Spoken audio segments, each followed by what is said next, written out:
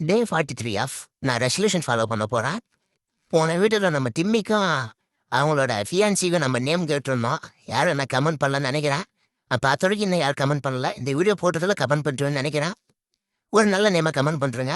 அப்புறம் இவங்களை 2 பேரையும் நம்ம வந்து தனித்தனியாக தான் வச்சுருக்கோம். தனித்தனியாக எப்படி சொல்கிறது, அந்த பவுலுக்குள்ளேயே ஒரு சின்ன டிரான்ஸ்பரண்டாக ஒரு கிளாஸில் ஃபீமேலை விட்டு சுற்றி மேலே வச்சுருக்கேன்.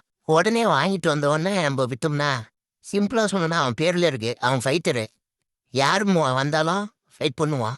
நான் அந்த பீட்டை வாங்கின ஒருத்தர் கேட்டேன், அப்போ எப்படி தானே இவங்க 2 பேரும் கரெக்டாக ஒன்றும் பண்ணாமல் இருப்பாங்க ஃபைட் பண்ணாமல் அப்படின்னு கேட்டதுக்கு, ஒரு 2 to 3 days வந்து நீ இந்தமாரி வைப்பா, வச்சதுக்கப்புறம் தொடர்ந்து விட்டோன்னா அது மேல் ட்ரீட் பண்ணுறதுன்றத பொறுத்துல இருக்குது.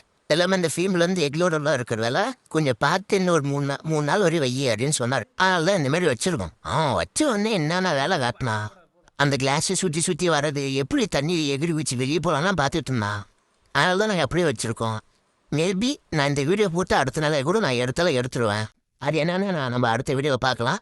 இப்போதைக்கு நான் இன்றைக்கி என்ன கிடச்சின்னு ஷார்ட்டாக ஒரு 10 to 15 செகண்ட் சொல்லி முடிச்சிடுறேன். காலையில் எழுந்திரிச்சு குளிச்சுட்டு காலேஜ் போனோம். போயிட்டு நமக்கு டெஸ்ட் இருந்துச்சு. டெஸ்ட்டு முடிச்சுட்டு மதியம் சாப்பிட்டுட்டு ஈவினிங் ஒன்றா வாலிபால் விளாண்டுட்டு டீ குடிச்சு வச்சுட்டு ரூம் வந்து தூங்கிட்டேன். இதான் நடந்துச்சு. இதை விட பெருசாக ஒன்றும் நடக்கலை. பெருசாக நடக்கிறது கேப்சர் பண்ணுற அளவுக்கு எந்த ஃபோனும் அங்கே இல்லை.